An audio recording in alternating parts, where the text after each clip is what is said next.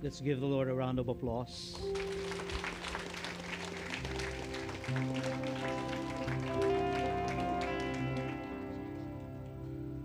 When we speak of the blood, it speaks of the literal blood of Jesus, but metaphorically, it also speaks of life, His life, because the Bible said that life is in the blood. And because of the life and the blood of Jesus, we can draw near to Him. Amen? Sabi ng Bible, we are like sheep that has gone astray. Each of us went to his own separate ways. But because of this good shepherd who gave his life for his sheep, we can always come to God. We can come in and out of the throne room of God and find grace and find pasture. Amen? Lord, thank you. In a short while, God, we will learn more about your word, the importance of this precious blood. But now, God, we just want to express our gratitude to you. Thank you, God, because there is this day called Holy Week, Holy Friday, where we can always remember what you did on the cross for us. And we are grateful, Lord. We are grateful. In Jesus' name. At this moment, siguro po, we're fully aware na marami hong binabaha ngayon. Tama? Kahapon po, sa Quezon City, according to the news, 5 days worth of rain, bumagsak lang po sa Quezon City ng 1 hour. At marami pong mga bahay ang nasisira, kabuhayan na nasisira, sasakyan nasisira, yung mga riders po, yung mga motor nila nasisira. And kung hindi tayo affected, well and good, but the truth is, masakit po ito sa puso nila. Siguro may kakilala kayong ganon, may nakita kayong ganon. Can we just take time to pray for them? Yung po mga naapektuhan. Parang ngayon wala nang pinipiling lugar eh. Mula Batanes ata hanggang Apari, basta umulan, parang mag-expect ka babaha. I think this is also a way of God to reveal what's going on really in our nation. We'll have time to pray for that this coming Thursday. But this time, I want us to focus on the people who have been affected. Why don't you grab a partner right now? And with all sincerity, can we just say a prayer for these people? Baka mahal nyo yun sa buhay. Baka kakilala nyo. O kung hindi man, just pray for them. That God will give them grace. Makabangon sila, makabawi sila. Come on, start praying. Start praying. Please agree with me in this prayer. Lord, we thank you, God, because you are a gracious God. Lord, we lift up to you ang aming pong mga kababayan, Panginoon, na naapektuhan po ng sunod-sunod na baha. Marami po ang nasirang kagamitan, sasakyan, kabuhayan, bahay, mga pusong nababagabag, Panginoon. Hindi alam kung sila naman po ay maapektuhan muli sa pagbagsak ng ulan. Lord, I pray that let your comfort be upon them. Protect them, Lord. And we pray that you will make something good out of this tragedy. Not only for the individual Filipinos, Lord God, but as a whole nation, Lord. We pray, God, that you will make something good out of this tragedy. Lord, we thank you. In Jesus' name, this we pray. And everyone say, Amen. And palakpakan po natin ang Panginoon. Magandang hapon po sa inyong lahat. We'd like to welcome everyone you sa ating pong 2 o'clock service. Kung kayo, alright, sige po, let's settle down. Habang hinihintay po natin makaupo ang lahat, pwede nyo na pong buksan ang inyong Bible sa Hebrews chapter 9. Okay, ilagay nyo lang po ng marker, maya-maya babasahin po natin yan. Sige, let's settle down. Sa mga dalagat binata, settle down. Okay. Kung digital po yung Bible nyo, open nyo lang. Kung physical, open nyo lang din. Maya-maya po natin babasahin. Okay. Sa nakalipas pong 2 taon, ang mga electric vehicles, they have inched their way into the mainstream ng ating pong car industry. Okay? May picture ba tayo dyan ng ano? Ayan. Ayan. Ayan. Sino dito nangangarap magkaroon ng electric car? Okay. Lord, yung nagtaas lang ang bigyan mo. Ha? Uulitin ko yung tanong. Sino ang nangangarap magkaroon ng electric car? Pagka may prayer na kasama, biglang tumataas no? So they have inched their way into the mainstream ng ating car industry. At marami po ngayong mga tao, they are rethinking of their choices kapag sila po'y bibili na ng mga sasakyan. Ito man po yung kanilang kauna-unahang sasakyan o yung extra lang, pang coding baga. Yeah? And they try to consider, they try to consider the pros and the cons, yung benefits versus the risk ng pagmamayari ng bagong tipo ng teknolohiya na ito na gagamitin nila sa pang-araw-araw nilang paglalakbay. No? Bakit? Kasi po, para sa mga Pilipino, ang pagbili po ng isang sasakyan ay isang major decision. Tama? Kasi hindi naman yan parang candy lang, no? Talagang pangarap na yun ng maraming Pilipino, kaya nga nagkakatraffic-traffic tayo eh. Dahil gusto lahat magkaroon ng kotse. Yeah? So, we consider and reconsider. We take a long, hard look bago pa man din tayo mag-step in doon sa car dealership kung kailan tayo finally, we've made up our mind at alam na natin kung ano yung best decision para sa atin. Tama? Malamang sa inyo, marami nang nakagawa ng alam ko, best decision to. Hinihintay ko na lang magkapera ko. Amen ba? May decision. Pastor, alam ko na pipiliin ko. Pera na lang wala ako. Yeah.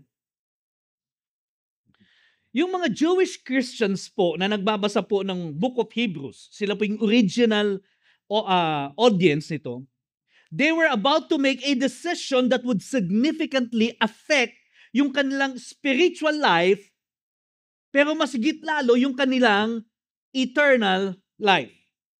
At kagaya po ng isang magaling na salesman ng Diyos, yung author po, he pleads to these Jewish Christians under great persecutions and trials. Anong sabi niya sa Hebrews chapter 3 verse 1? Ang sabi po niya doon, therefore, holy brothers, you who share in the heavenly calling, consider, hello? Pakibasa po ng malakas.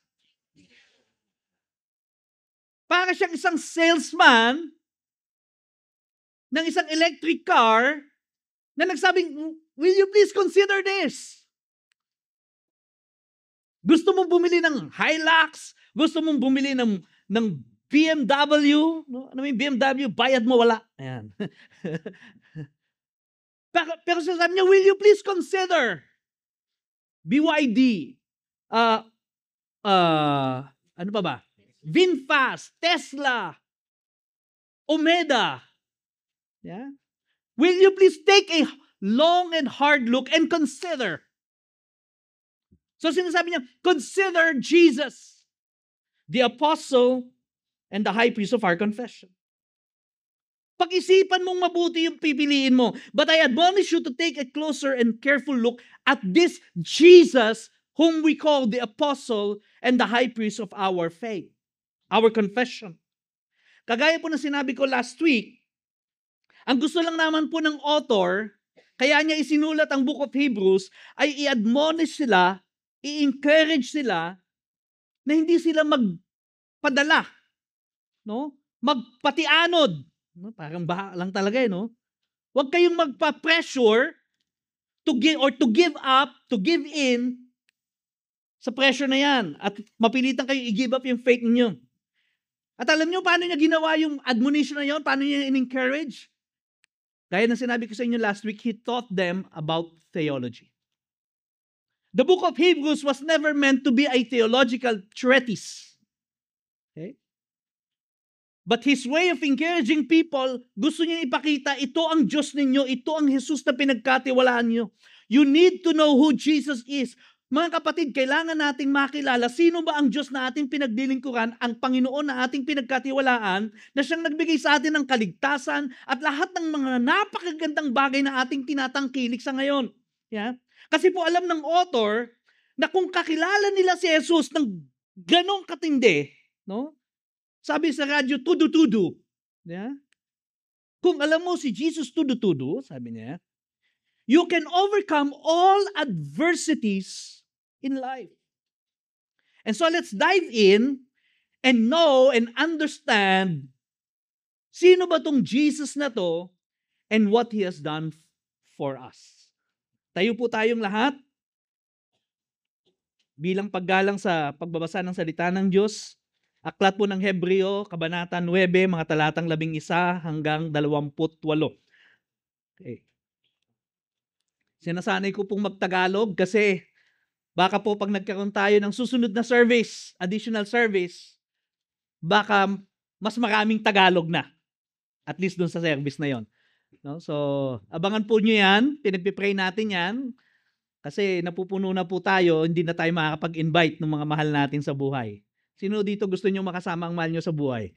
Nasang kamay. So, ipanalangin po ninyo na magkaroon tayo ng additional service. Alright?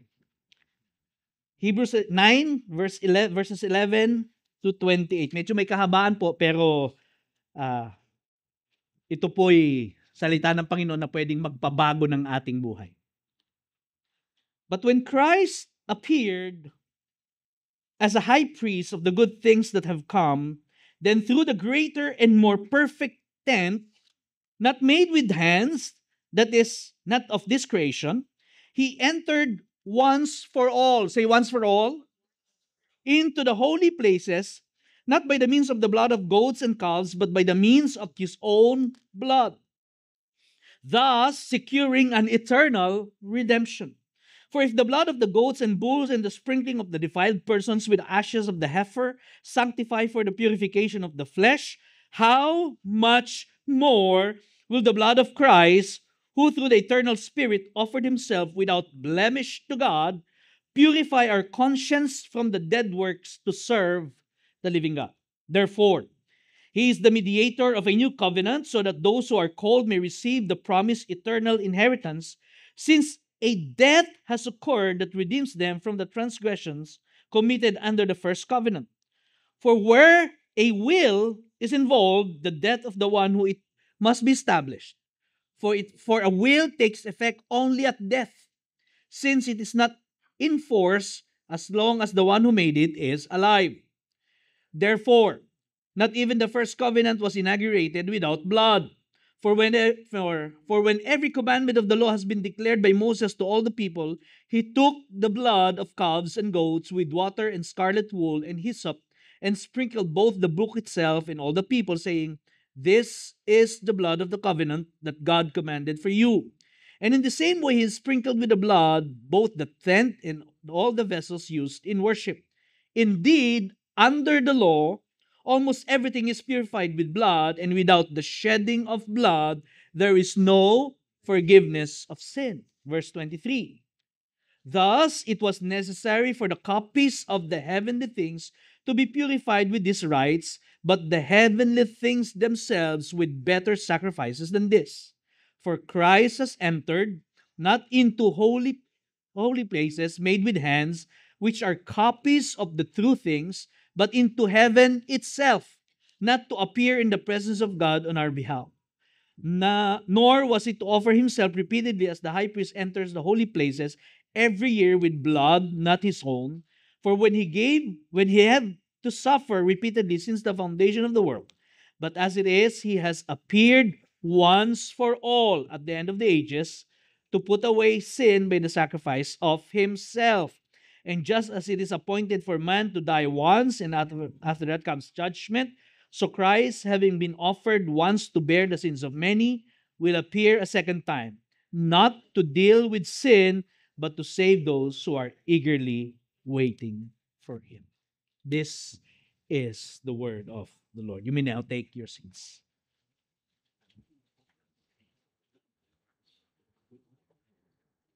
Lahat po ng mga matatandang sibilisasyon ay meron po silang sarili-sarili nilang form of sacrifice. Sabi niyo nga po, sacrifice.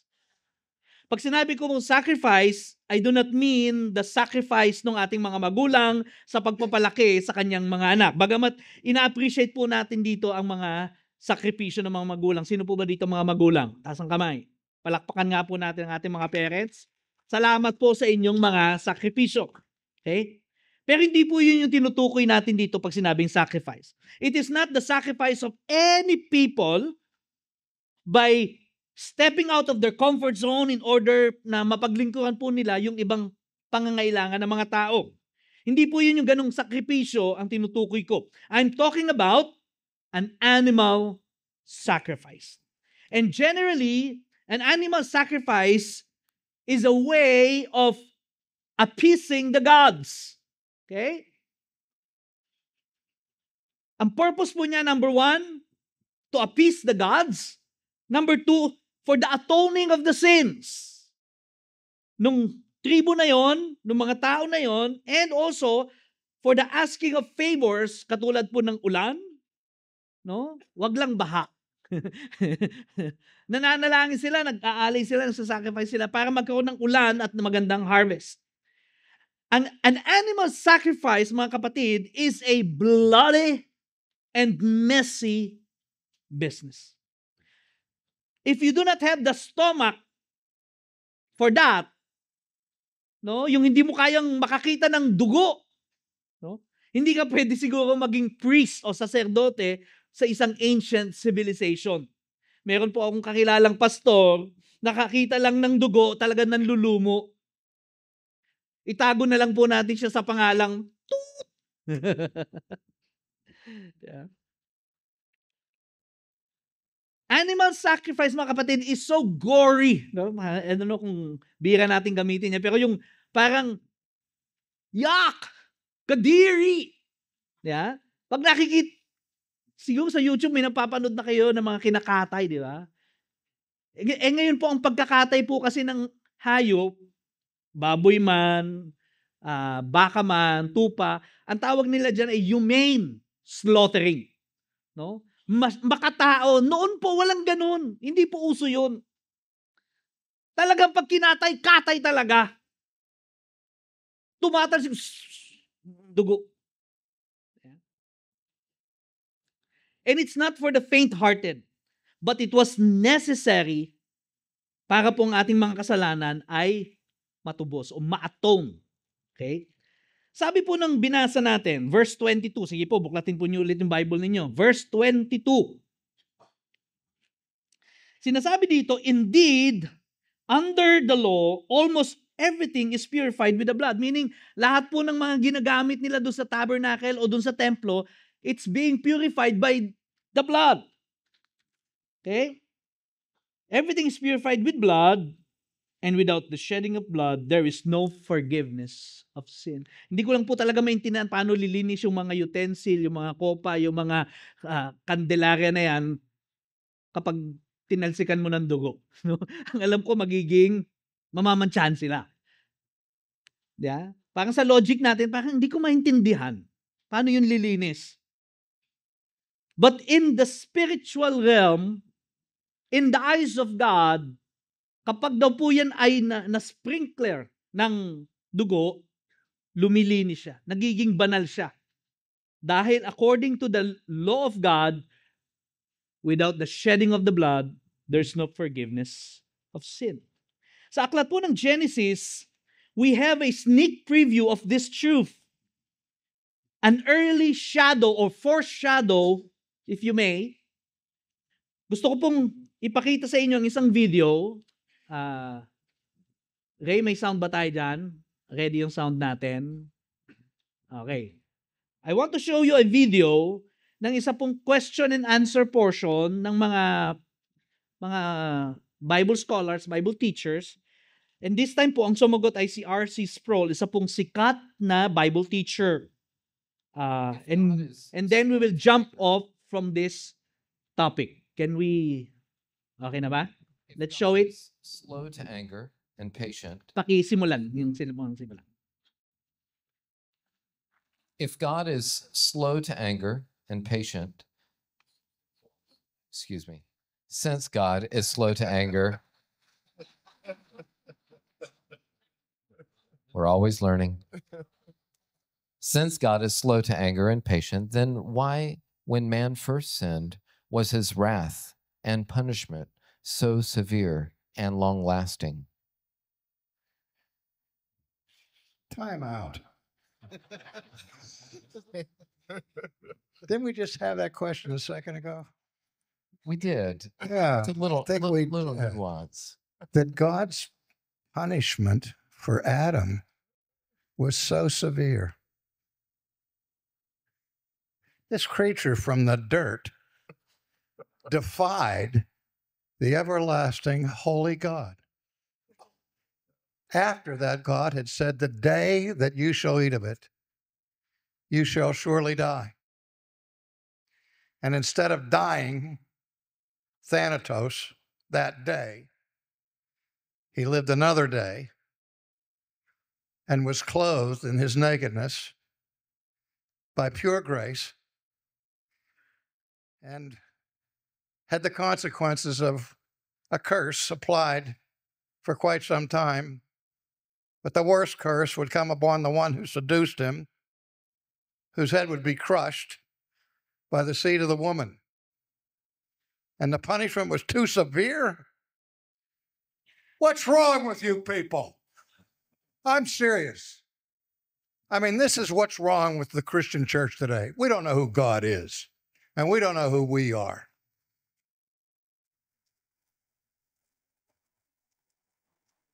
The question is, why wasn't it infinitely more severe? If we have any understanding of our sin and any understanding of who God is, that's the question, isn't it?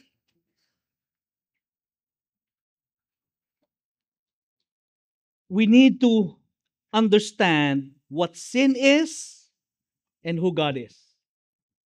Yan po yung sinasabi niya. Mga kapatid, sin is a serious matter before God. And yet God is so gracious, merciful, slow to anger, abounding in love.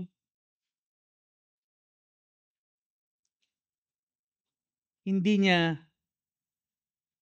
magawang ituloy kaagad yung sinasabing, this day you will die. But at the same time, our God is a holy God. In fact, no other character of God in the Bible was ever mentioned thrice in a row except yung being holy. Wala po tayong mababasa sa Bible na ang Diyos ay loving, loving, loving. Okay, merciful, merciful, merciful is the Lord. Gracious, gracious is the Lord. Or powerful, powerful, powerful. Wala pong ganon. But we can read in the Bible, one in the Old Testament and one in the New Testament, Isaiah chapter 6 verse 3 and Revelations chapter 4 verse 8, it says, Holy, holy, holy is the Lord of hosts. Pagdating sa Revelation 4:8, Holy, holy, holy is the Lord God Almighty. At sa biblical literature po mga kapatid, to be mentioned thrice in a row, in succession, abay, napaka-malaking bagay po nito, napaka-importante. Yung ulitin nga lang po, di ba, yung truly, truly I say to you. Pag na-mention po ng twice sa Bible, you take note. Di ba? Pag binanggit yung pangalan, Martha, Martha. Oy, take note. Importante po yun. Yun po yung, ganun po yung biblical literature. Pero ito po 3 beses. Okay? And therefore, it carries a great implication. It tells us that God is so holy. Infinitely holy. And yet when Adam and Eve sinned, anong ginawa niya? He still exercised His grace, His mercy, and by killing an innocent animal, God gave us a precursor. Sabi niyo nga po, precursor. Or an early foreshadow para po sa pangangailangan natin ng isang sakripisyo na sa ganon, matubos po yung mga kasalanan na ginawa ng tao. Okay? Pinatay ang isang inosenteng animal para madamitan yung nakedness ni Adam at saka ni Eve. Mga kapatid, God is infinitely holy and sin is a serious matter to Him. Now, bago po natin maintindihan ang theology behind po dito sa animal sacrifice or the atonement by sacrifice, we must have a clear understanding of the seriousness of sin. Okay? As well as the greater appreciation of the holiness of God. At dun lamang po natin truly ma-appreciate yung biyaya ng Diyos. Kapag naintindihan natin, gaano ba sa Tagalog, karimari-marim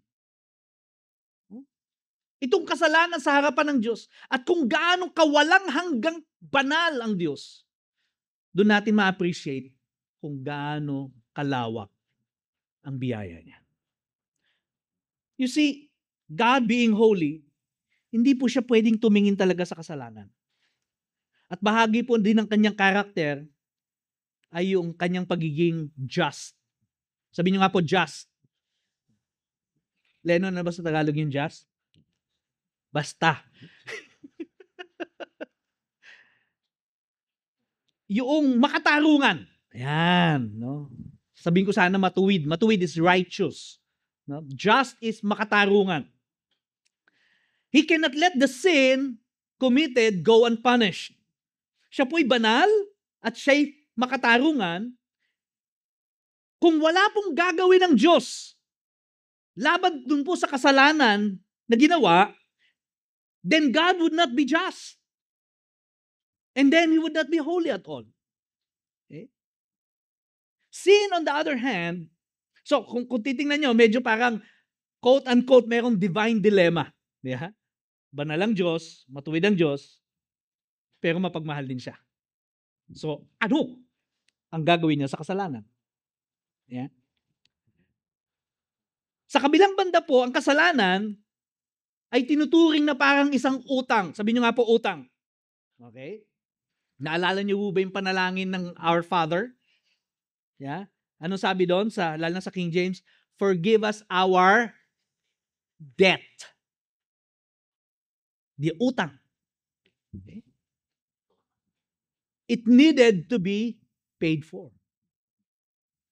Lahat ng utang kailangan bayaran. At ang kasalanan, tinuturing na para bagang isang utang. But God is also loving, merciful, gracious. Hindi niya gusto yung kanyang masterpiece ay basta na lang mapahamak, mahatulan. And so God made a way. That is why nagkaroon po ng animal sacrifice. Na-institute ito pong animal sacrifice. Tulad po ng sinabi ko kanina, it was foreshadowed by God Himself by clothing Adam and Eve with an animal skin. Yeah? Kasunod po niyan, another picture, another foreshadow is the animal sacrifice of Abel, which was looked with favor ni Lord sa halip na doon sa offering ni Cain, which is mga fruits and vegetable. Kay Abel, animal. Yeah? Yun ang tinignan ng Diyos ng may pabor. And then, it led to the aborted sacrifice of Isaac. Yeah? Wala dyan sa picture. Pagkatapos, sumunod na po itong, nakikita nyo ngayon, yung sacrificial system sa Levitical priesthood. Yung pagpatay ng mga tupa, kambing, baka. Okay? merong tuwing Passover, merong pang everyday na kasalanan, aalay sila, at meron din pong pang once a year na Yom Kippur o yung Day of Atonement. But again, tulad po ng sinabi ko, lahat po na itong mga sakripisyo na ito ay mga anino lamang. Sabihin nyo nga po, anino. Pag sinabing anino, hindi mo nakikita yung tunay na forma niya. Yung hubog lang ang nakikita mo. Hindi mo alam kung pag nakakita ka ng anino ng lalaki, alam mo lalaki yon. Tama? Posibleng lalaki. No? Kasi pag tumayo pa lang. Yeah. Pag babae, malamang mas mahalata mo rin.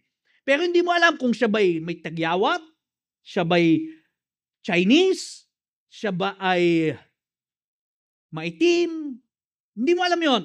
You don't know the very detail kasi walang substance. Ang nakikita mo lang ay anino, shadow. So, ang sinasabi ng Bible, lahat daw po itong ginagawa sa sakripisyo, ito ay anino lang, shadow.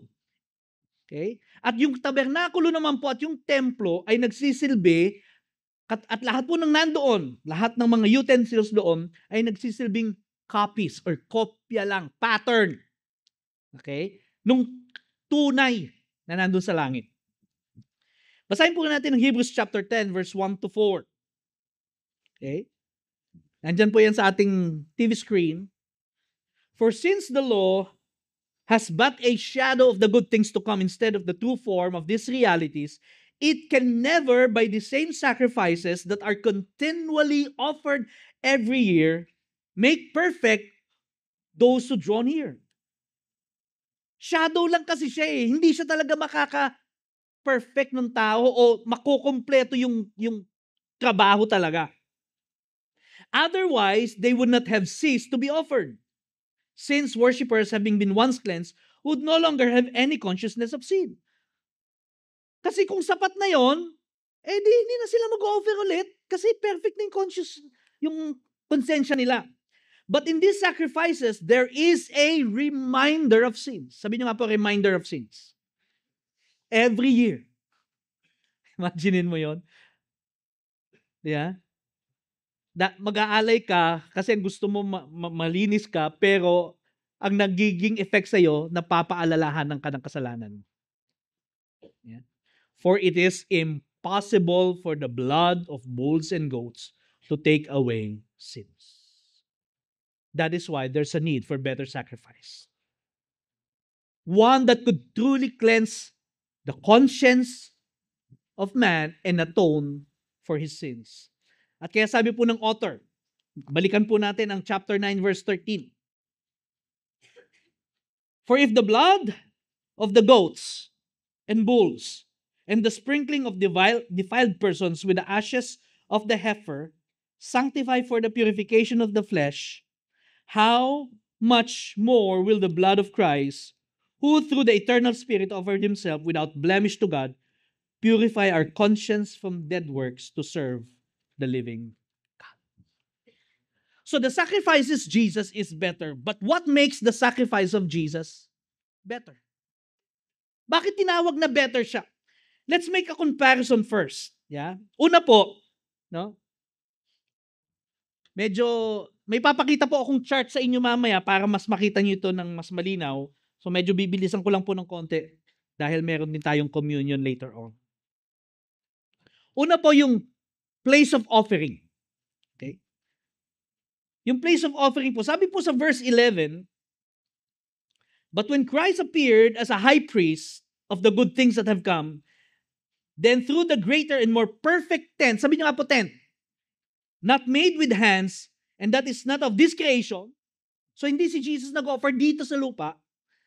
He entered once for all into the holy place, not means by the blood of goats and calves, but by means of His own blood. Okay?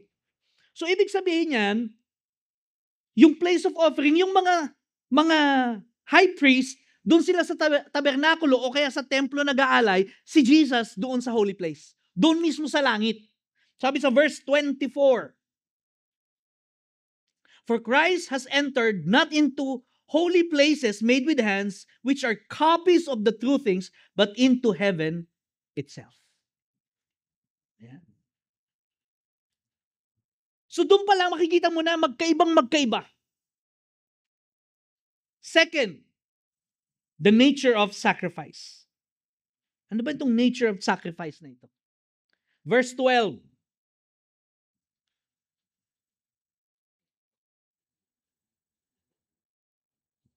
Okay. Hirap pagka tumatanda na eh. Nasaan na ako? He entered once for all into the holy places, not by means of the blood of the goats and calves, but by means of his own blood. Sabi po dyan sa letter B o letter A. Yung nature po ng sacrifice niya, hindi dugo ng baka o kambing o ng tupa, kundi sarili daw po niyang dugo. Okay? Naalala ko po ang manok at saka yung baboy nag-usap. Sabi niya, Becky, sabi ng manok, birthday nung amo natin, sabi niya. Bilang pasasalamat, maganda ipaghanda natin siya. Sabi niya, oh, magandang ano yan, magandang idea yan. Anong nasa isip mo? Sabi niya, ipagluto natin siya ng bacon and egg. Nag-isip po yung si Becky, sabi niya, parang hindi pantay, sabi niya. Sa'yo, partial lang eh. Partial sacrifice. Ako, all my life sacrifice yun. Yung iba hindi nakuha.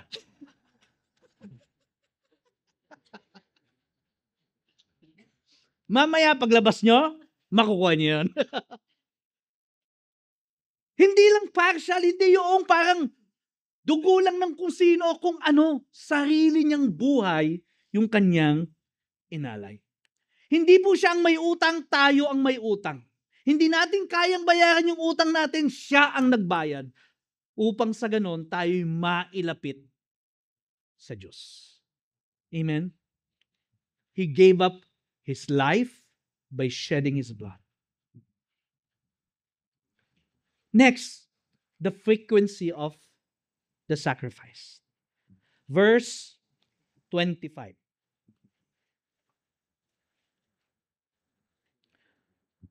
Nor was it to offer himself repeatedly, say repeatedly, as the high priest enters the holy places every year with blood, not his own. Verse 26, for then he would have to suffer repeatedly since the foundation of the world. But as it is, he has appeared once for all. Okay? Ito pong salita o phrase na once for all, gusto ko po itong expound. Sa Tagalog po, no, pag tinagalog mo, isa para sa lahat. No? Tama naman, pero parang hindi niya makapture yung tunay na ibig sabihin ng author. Ang ibig sabihin po ba nitong once and for all ay isa para sa lahat? 4 na beses po sa Book of Hebrews ay binanggit itong once for all. Kanina sabi ko, pagkadalawa, you take note. Pag tatlo, it's a big deal. Ito po, ilan? 4. 4 na beses. Saan yan? Hebrews chapter 7, verse 27. Since he did this once for all when he offered up himself. Verse 12 ng chapter 9. He entered once for all into the holy places. Chapter 9, verse 26. But as it is, he has appeared once for all at the end of the ages. Chapter 10, verse 10. And by that will we have been sanctified through the offering of the blood of Jesus Christ once for all. 4 na beses magkakalapit. Ano pa ibig sabihin nito? Well, mga kapatid, it speaks of the 3 coverages of the sacrifice of Jesus. Ito pong once for all na to, ang kino-cover po ni Lord, 3 bagay. Ano yan? Sinasabi niya, he died once. Okay? Sabi niyo nga po, he died once. Okay? Minsan lang siya namatay. And it is once for all sins. Para sa lahat ng kasalanan. Naalala nyo, yung Yom Kippur, yung atonement is for the unintentional sins only. Okay? Pagka intentional sins, unauthorized, do not enter. Okay? Pero yung sacrifice po ni Jesus, He died for all sins. Intentional, unintentional. Sinadya mo, hindi mo sinadya, di ba? Hindi ka pa kasi nakakilala sa Panginoon, no? Kinurakot mo lahat ng kinurakot yung mga pera ng taong bayan. Nakakilala ka sa Panginoon, hallelujah nawa. Di ba? Covered yun ng kapatawaran ni Jesus. Di ba? Yung iba parang samaan tingin sa akin.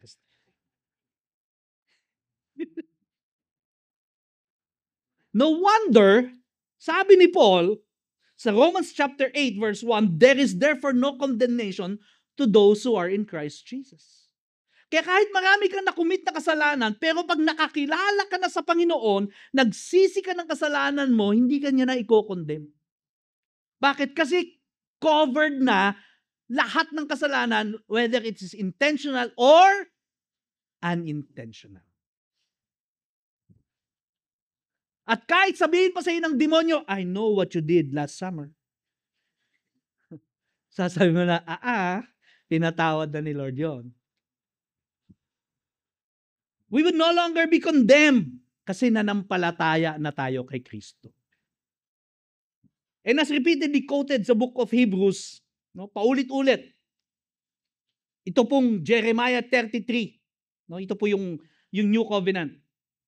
Hebrews 8:12, kinote niya, sabi niya, for I will be merciful toward their iniquities and I will remember their sins no more. Si Lord hindi tulad ng iba na mga historical. May kakilala ba kayong historical? Mga asawang lalaki? Katabi mo, bro. Hindi ba, yung nagawa mo nung isang taon, tapos may magawa ka lang ulit, uulit. Si Lord sabi niya, I will remember your sins no more. Hindi ko naalalahanin yon. Although si God, hindi nakakalimot. Alam niyo ba yon? Tao nga, hindi nakakalimot, si Lord pa. Kaya lang sinasabi niya, I will not take it against you anymore. Hindi ko na siya yung uungkatin. Are you with me?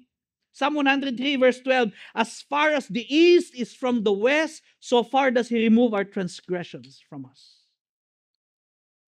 Ang mundo po natin, the earth, ang shape po niya is spherical, sphere. Ang mga scientists po, nasukat na ang distance between North Pole to South Pole. But because it's not a perfect sphere, hindi po nila masukat ng eksakto ang distansya between east to west. No wonder yun ang ginamit ni Lord. Kasi kung ginamit ni Lord as far as the north is from the south, ay baka nasukat. Ibig sabihin nun, may hanggan. Yeah. Galing ano? Pero sabi ni Lord, as far as the east is from the west.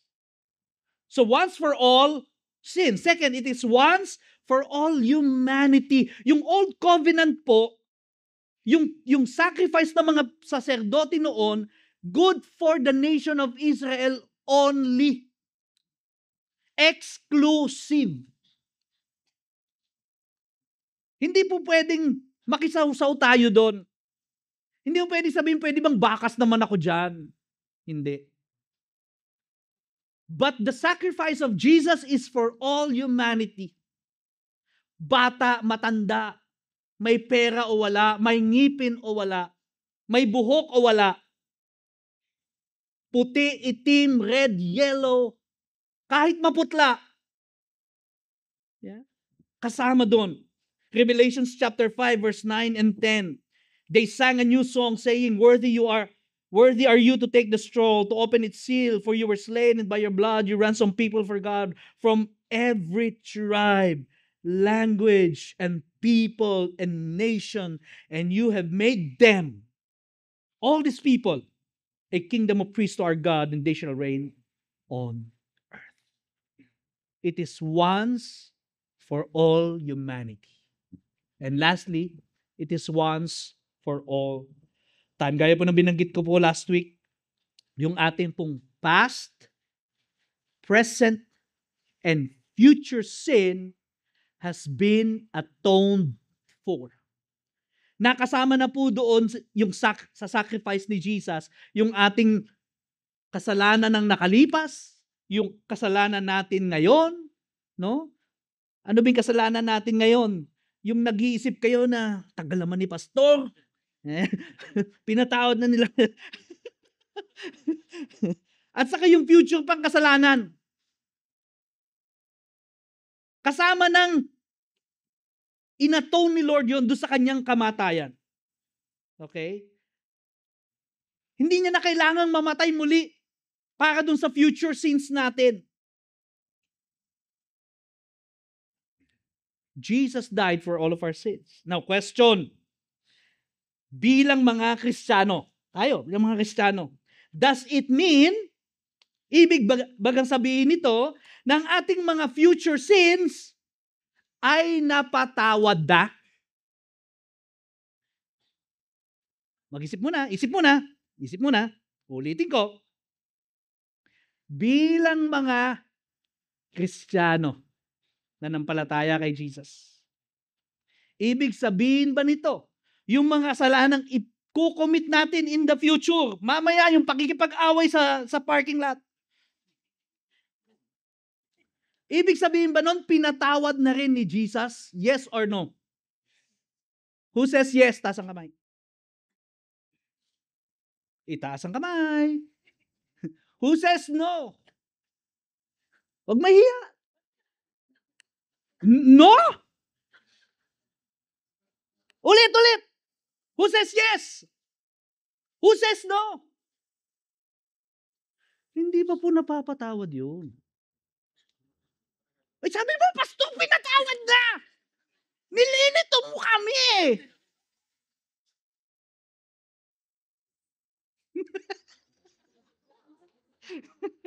Malamang din nyo ito malilimutan kasi ginugulo ko utak nyo. Okay, tingin kayo sa akin. Yung kasalanan natin, past, present, future, binayaran ng lahat ni Lord. Bayad na. So hindi niya na kailangan pumunta ulit pag nagkasala ka kasi naglagay ka doon sa enforcer, hindi siya bababa sa lupa at mamamatay siya ulit. Hindi. Carry over na yung kamatayan niya sa lahat ng kasalanan mo. Are you with me? Eh paano ngayon mapapatawad yung kasalanan natin? Anong sabi ng 1 John 1:9? If we confess our sins, He is faithful and just to forgive our sins and to cleanse us from all unrighteousness. Anong kailangan? We still have to confess and repent. Mga asawang lalaki, pag nag-sorry kayo, sorry bakit? Alam mo na yun. Hindi! Kailangan sasabihin mo pa rin. Kay Lord, ganun din. Tama ba yon? Oh, you see? Kabawi ako. Diba? You have to confess. Hindi pwedeng, Lord, sorry ha. Yung asawa ko nga, hindi tatanggapin yung sorry eh. Listen to me. Apology does... Makinig kayo sa akin. Narinig ko lang po ito, so hindi ako original nito. Apology does not restore trust. Repentance does. Pag nag-repent ka, doon nare-restore ang repentance. Ganun din kay Lord, hindi yung Lord. Sorry ha. Sabihin mo ano yung pagkakasala mo, tapos talagang sincero kang sorry ka talaga. Naintindihan? At sabi niya, available yung kapatawaran. Patatawarin niya tayo, kapatid. Hindi na kinakailangan tumambling-tumbling pa. Hindi na kailangan kumanap ka pa ng latigo. Di ba? Yung iba kasi, naglalatigo pa pagdating ng April eh. Para lang mapatawad yung kasalanan. Yo! Yeah. Ouch! Yeah. Napanood niyo yon? Yung dinaganan yung krus, galit niya, sinapak niya yung... So may bago na naman siyang hihingi ng patawad.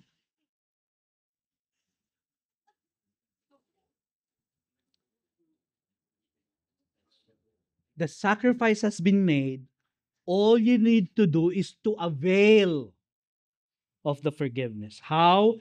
By confessing and repenting. Ganun lang. Okay? Lastly, the effects of the sacrifice. I want to show you a chart that would summarize everything I said, and then tatalakayin po natin yung pinaka-effect nung sacrifice. Can we show the chart? Sana mabasa nyo. Okay. Tingnan po natin dito. Hebrews chapter 9:22, without the shedding of blood, there's no forgiveness of sins. Old covenant, it's all being offered by the earthly priest. Doon po, sa new covenant, ang ating high priest si Jesus. Ang sacrificial offering, blood of animals. Dito, blood of Jesus. Ito po'y paulit-ulit every year. Yung iba nga po, yung may mga daily sacrifice pa sila. Pero kay Jesus, single offering once for all. Place of offering, tabernacle or temple, ito po, Jesus went to heaven, to the very throne of God. At ito po ang effect ng mga offering nito. May limitation po yung sa Old Covenant. Bakit? It can't perfect the conscience, yung purification of the flesh lang. I don't have time to explain this. It can perfect people. It can take away sin. Ang ginagawa lang po, parang tinatakpan lang yung kasalanan. Okay? But as far as the sacrifice of Jesus is concerned, it is eternal, it gives eternal redemption. It purifies our conscience. Diba? Yung naalala niyo yun, yung kada may maalala mo dati, talagang hindi ka matahimik, pero nung nakakilala ka sa Panginoon, ang lahat yon ay nagmistulang alaala na lang. Alaala ng lumipas. Alaala ng masakit na pangyayari. Pero wala na siyang kirot. Tama? Meron na lang peklat. Tama? Pero kirot, wala na. No? Kaya huwag kayong kakanta ng "So let the pain remain forever in my heart." Okay? It purified the conscience, it put away sin, it bare the sins of many. We've been sanctified, binanal tayo ni Lord, and it was complete for all time. Past, present, future, and perfected us for all time.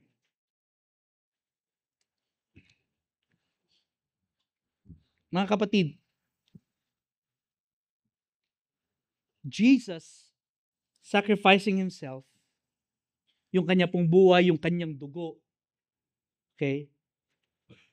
Sabi ng Bible, it was a better sacrifice. Sabi niyo nga po, better sacrifice. It means that the sacrifice is sufficient for the forgiveness of all our sins. Kaya po, no more sacrifice needed. Nakalagay, due to the sacrifice of Jesus, there's no longer any offering for sin. Hindi na kailangan ulit mag-sacrifice pa. Not now, not anytime soon. Wala nang kasalanan na magre-require pa na magkaroon pa ng panibagong sacrifice. Not from you, not from me, not from anyone, in any form whatsoever. Yung sakripisyo po niya, sufficient. Enough. Sabihin niyo nga po, sufficient. Sabihin niyo, enough. But the truth is, it's more than enough. It's more than sufficient. Yeah. Sa Tagalog kasi yung enough, tama. Tama na. Or sakto lang. Yan. Sakto lang. Diba? Parang hindi maganda pakinggan eh. Enough. But it's more than enough. Yeah. It's more than sufficient. Sabi ng isang awit na Tagalog, sapat na at higit pa. Ang sakripisyo at biyaya ni Jesus.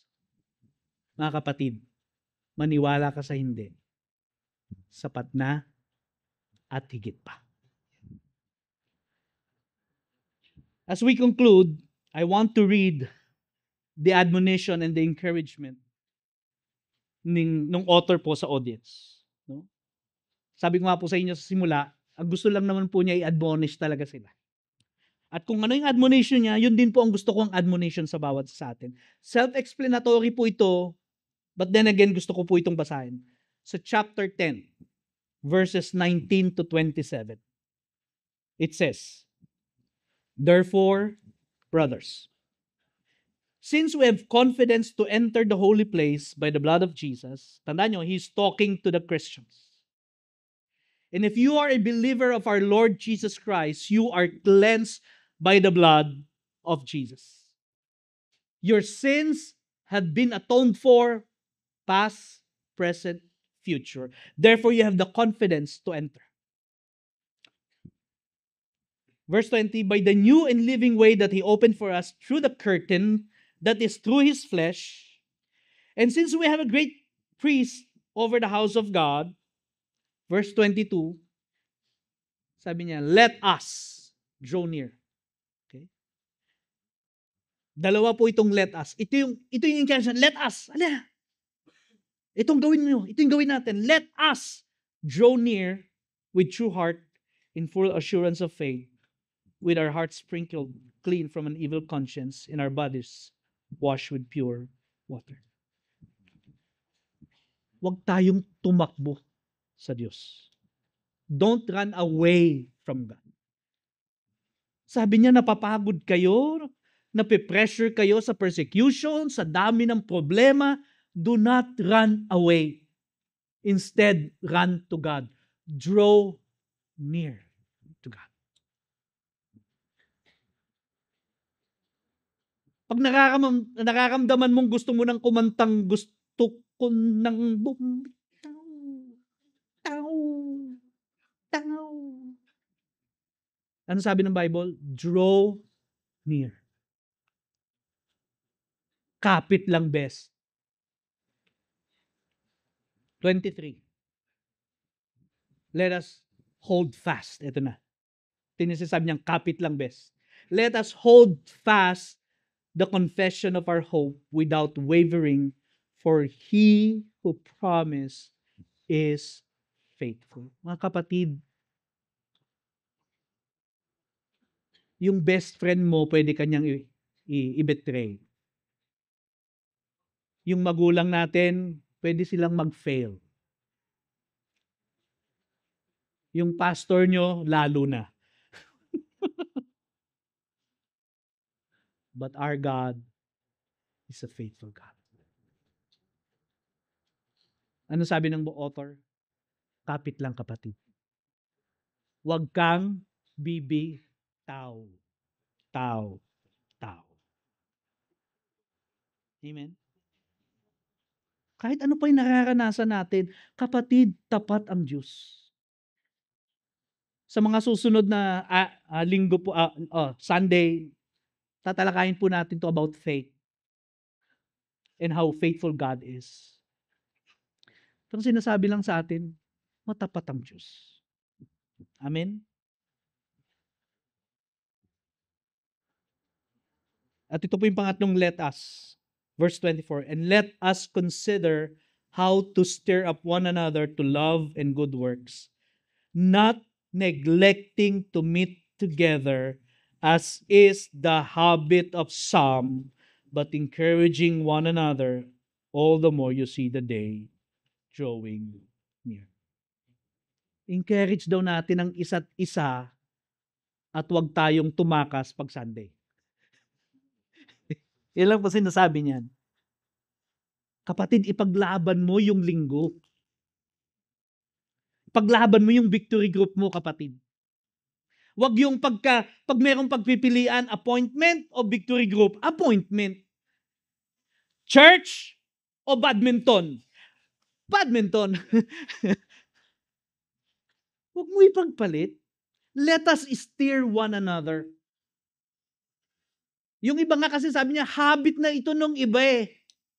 May kakilala ba kayong ganyan? Yung habit ng umabsent. Usually yung nasa kanan yon. Yung nasa kaliwa talagang faithful.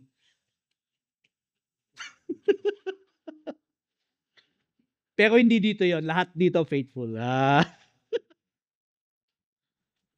Let us. Paglaban natin, kapatid. Bakit ba importante nag-gather tayo? Okay? Kasi po, something happens in the Spirit when we gather together. Yun lang po ang totoo. When we come together lifting our hands to God in worship, ano nangyayari? Bumababa yung blood pressure, di ba? Sabi ko last week. Pero nararanasan natin yung biyaya ng Diyos when we are together. Iba po, pag magkakasama tayo, iba rin yung nandun ka lang mag-isa na nag-online. Sa totoo lang, umiiyak na kami lahat dito, ikaw.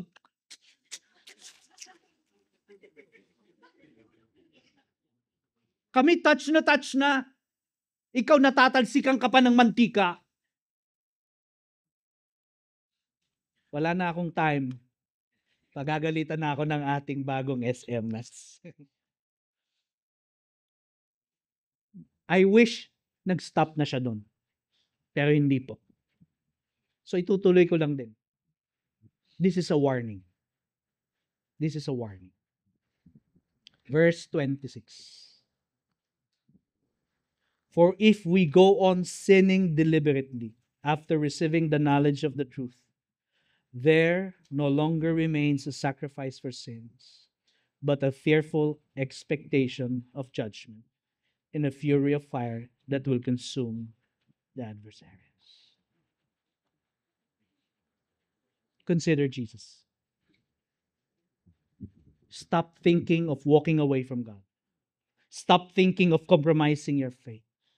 Stop flirting with this world.